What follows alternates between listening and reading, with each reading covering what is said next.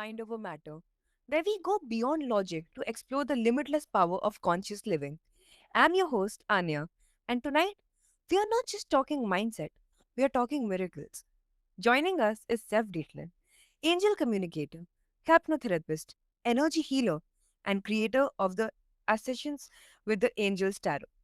Seph's journey began with a powerful awakening in 2002, and since then, he's been bridging heaven and earth, helping others manifest miracles, align with divine guidance, and activate their quantum potential.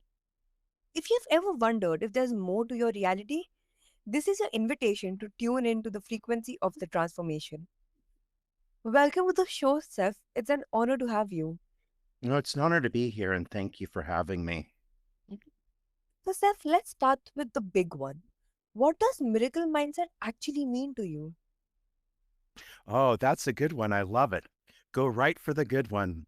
I love your style. So, a miracle mindset means keeping your mind in tune with frequency and the belief that anything positive and creative is possible. And what I mean by that is that we can either look at our life as a series of misfortunes. We can look at our life as a series of miracles. We can look at any given situation and anticipate a miracle or anticipate a positive outcome for those that aren't necessarily wanting to use the magic and miracles word. Or we can look at a situation and anticipate a failing outcome or an outcome that we do not desire. And oddly, by bringing our mind, which is our whole mind, not only our human, but our spiritual mind, into alignment with seeing our life as a series of things that we're grateful for and anticipating positive and creative things in the future, then we actually line up with them. So a miracle mindset is about the way that we see things, or you could say the lens in which you see this present moment, the past moments, and the future moments. That's amazing. And is it about blind faith or is there a science behind creating miracles consciously? Oh, that's great. Blind faith. Part of it, yes, is a faith that we have. And there is also a journey that we can take with a co creative force. When I say co creative force, you can insert whatever word you like to name the creator, whether that's God or the universe or Allah or whatever that word is that you like to use to identify this source of life. And we're in a co creative relationship with that.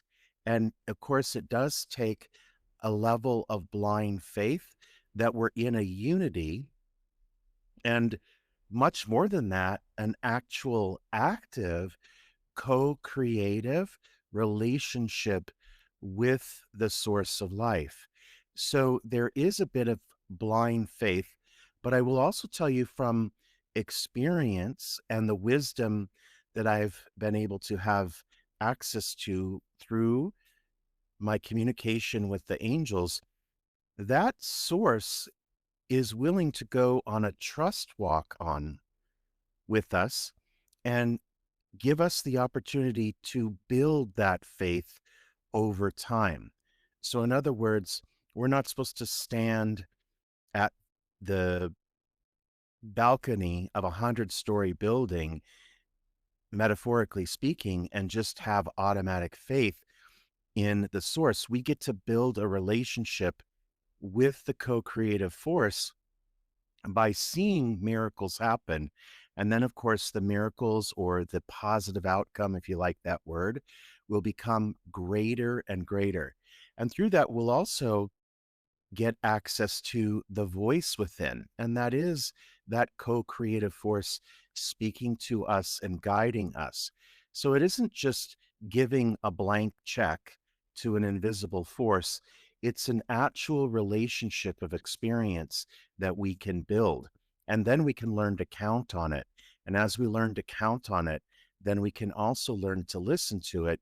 And that's a more powerful combination and much more a more empowering one, because we're not meant to just give our power away.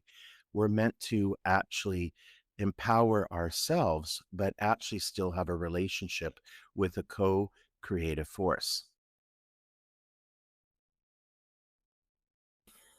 I love this idea that miracles aren't rare, they are just unnoticed. And do you think most people miss their miracles because they're not tuned in? Yes, I do. And what's more is that the minute we start seeing things as miracles, the more they will begin to show up. And I could use an example of something that happened to me recently because I took my car in for a routine maintenance work. And while I was there, I discovered that there was something under the hood that was a bit of an expensive repair. And even though it wasn't something that I had to immediately action, I was also going out of town to Hawaii to host an activation retreat. So I got the guidance that said, just wait until you come back from Hawaii. On the day that I got back from the trip, there was a person in the parking structure of the building that I live in who happens to be a mechanic for the brand of the car that I drive. And I happened to talk to him about the situation, and he was able to take care of it for a fifth of the cost. Now, to a logical minded person, that may look like something that's like, wow, cool. That worked out well. Great. But to someone who has a mindset of miracles and has an eye for seeing them, I saw the precision in the timing. That was exactly what I needed. Exactly what I needed. And it was sent exactly when it was promised. And I saw the divine hand in that encounter. And because I saw the divine hand in that encounter, I labeled it a miracle. And one of the exercises that I ask people to do in the classes that I teach is I ask them to make a list that's titled miracles, whether it's, say, one of those notes on your phone or whatever. And every time something like this happens, even if it's seeing a butterfly, or maybe it's seeing something at the moment you were thinking of it, you write it down as a miracle.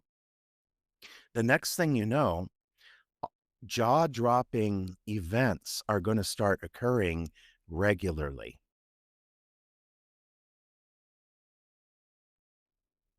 Hmm. Definitely. And you speak often about co creation. What does true co creation with the universe or angels look like in daily life? Mm. Yes. Well, first, it's acknowledging that we have them so that we do have angels or guides that are assigned to us to guide us. And first of all, I want to make a note that these angels and guides aren't just there for the big stuff, like, oh, we're going to go into surgery, so we need to call on them. Wow, I'm getting ready to go on an international trip and I can't find my passport. Daily life with angels is just an acknowledgement. And I'll tell you, each time we acknowledge them, something happens to us inside where we end up in this very peaceful space. Very often, we also get a little bit of guidance that is directed or directs us as well. It may seem like it's one of our ideas, and that's okay. Our angels don't care. The voice within doesn't care if we just assume it's our idea or if it's dropped there by the angelic realm. But a daily practice is just engaging in acknowledging them. And when we do, we start to feel their love. many people, after learning to communicate with the angels, and by that I mean on a two-way basis, not just speaking to them and asking for what you want, but also hearing from them, they'll start to report the possibility of maybe seeing angel numbers 444 or 222, or seeing something else, a feather, a coin, or angels, angel wings, or pictures of angels that they intercept as a matter of synchronicity when they're connecting with them. Well, when we feel that they're actually with us, something jolts inside of our heart where we feel loved, like we're in a community with people who are our family, and they are. And that isn't to mean that they have to be our long lost relatives, but even the angels on the celestial realm is a member of our family on a spiritual basis. So it's like having any kind of relationship that we foster. We not only get the benefit of having their companionship, but in the daily life, we get to acknowledge their presence. And very often they'll appear to us in other ways, such as the angel numbers, and remind us that we're there. So, in some ways, yes, part of it is our practice. But when we begin to be accustomed to having that relationship, that mutual relationship, we'll start to notice that they'll be speaking to us too, or initiating communication with us as well. And this is very real. And once it becomes part of our life, it grows and grows from there. The great thing is not just the miracles, but having a companion or several companions that are only capable of unconditional love.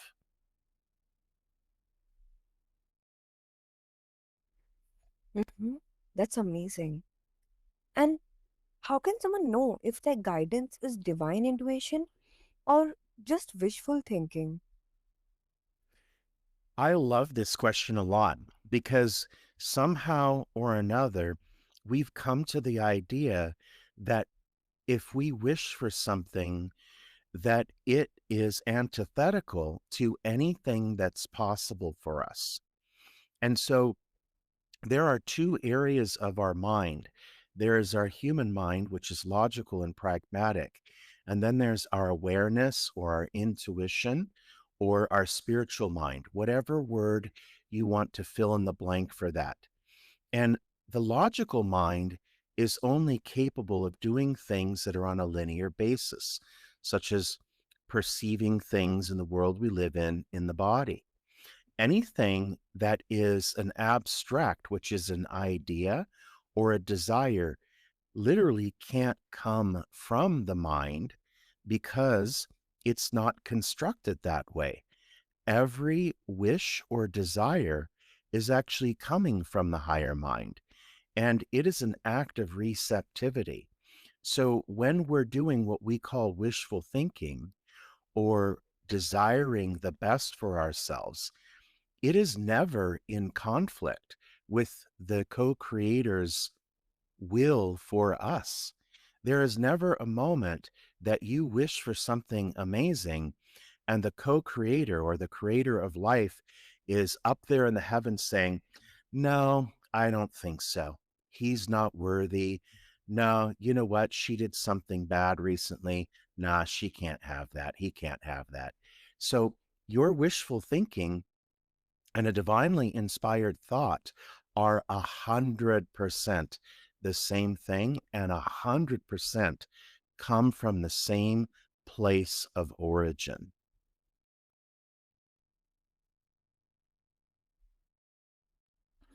So many of us second guess that inner voice. I've done it too. But maybe trust is a muscle, and you're showing us how to build it. Yes, in fact, it is. And it can be a fun one to build, to be quite honest with you, because then your journey becomes filled with enchanting moments and enchanting synchronicities. And I'd love to use a couple of examples as well. So there was a time when I was traveling and I was making a connection in Dallas, Texas.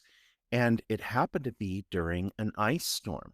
So I was able to land in Dallas, but the runways were crippled from the ice on the roads. So was transportation on the outside. But the situation at the airport had melted down. And that's contradicting to what was happening on the outside because nothing was melting out there. So all the flights were canceled. And out of the blue, I ended up bringing into my awareness someone that I know that lives in Dallas. And it just came into mind and it came in very strongly, the urge to reach out to her. Well, it turned out she was sitting in the airport 3 gates from me.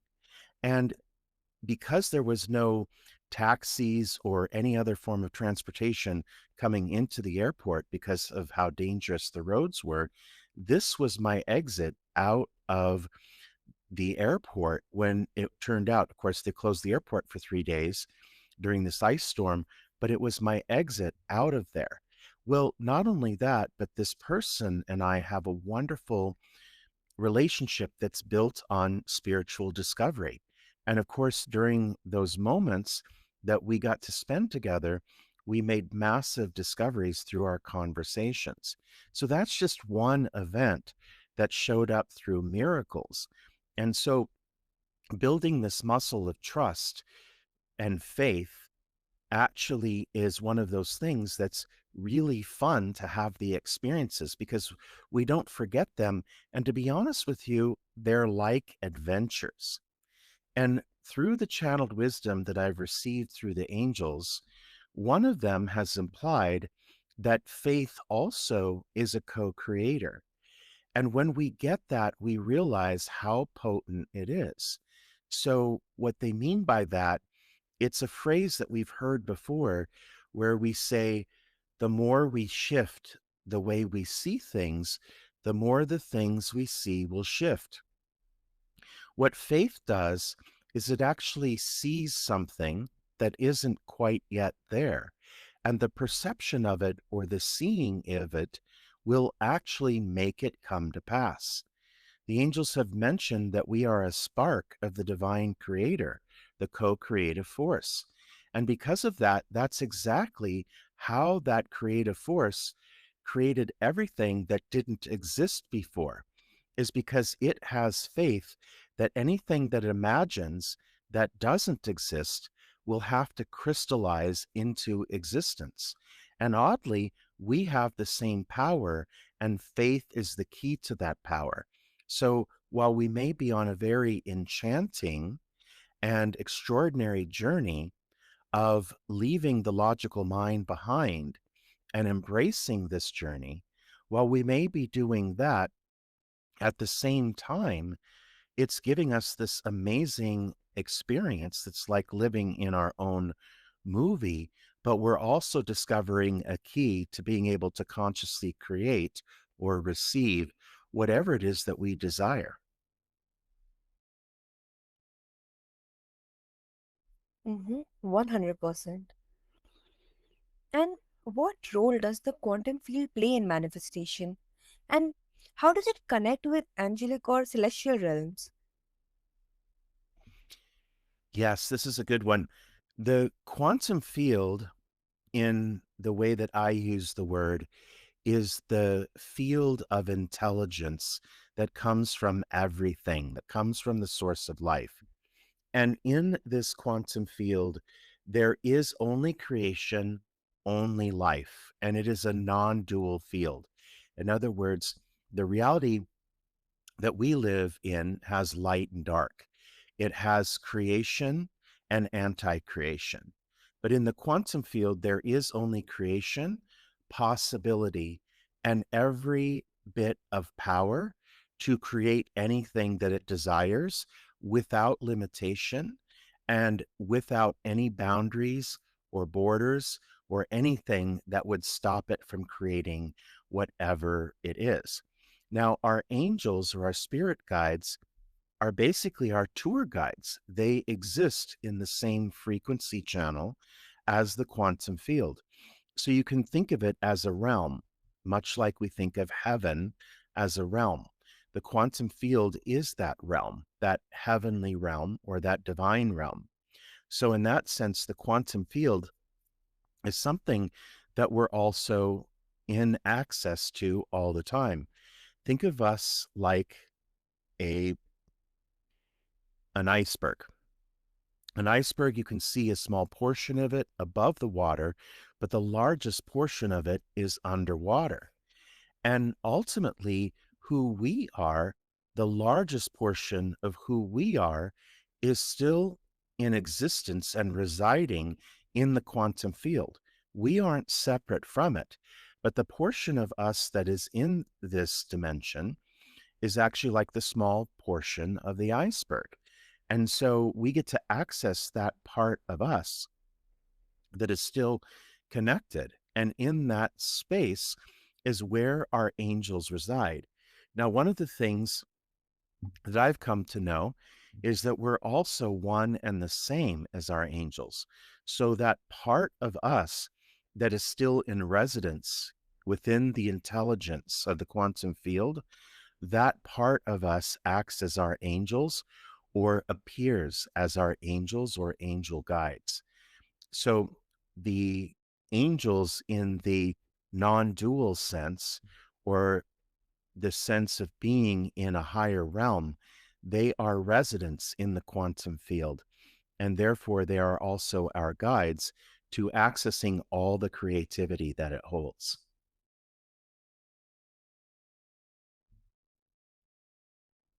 Mm-hmm. Absolutely. And is there a practical way to plug into this field daily, especially when we're surrounded by noise and distraction? I love this question. Yes, it's through the heart.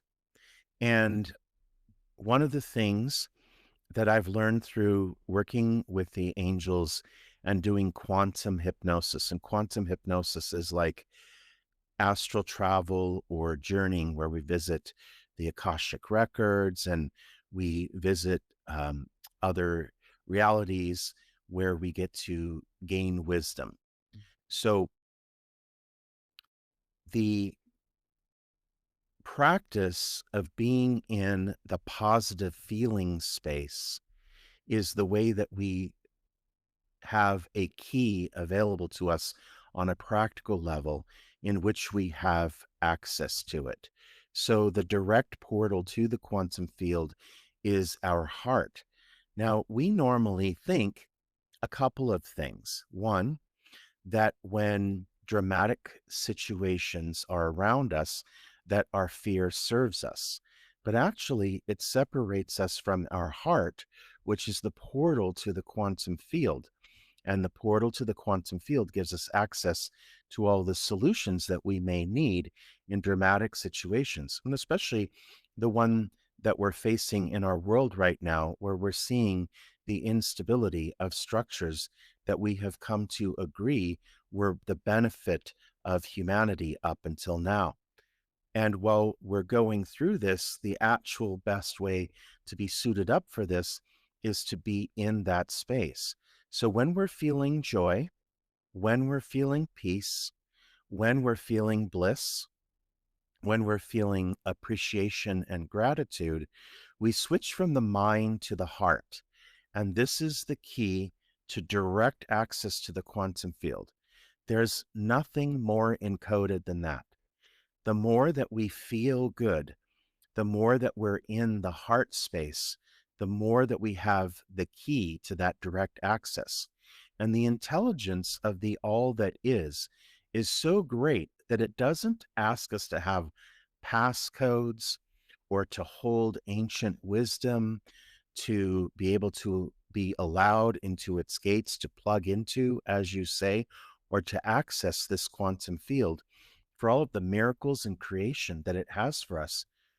Simply put, the more that we focus on feeling peace, the more that we focus on our generosity, our gratitude, our peaceful nature, then all those moments we are plugged in, and that's it.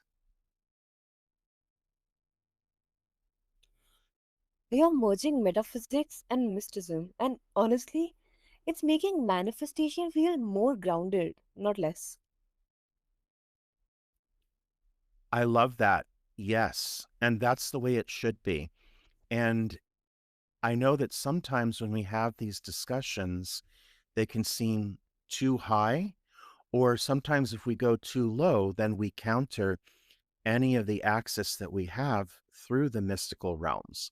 And absolutely, the ground below us and the sky above us are meant to be merged.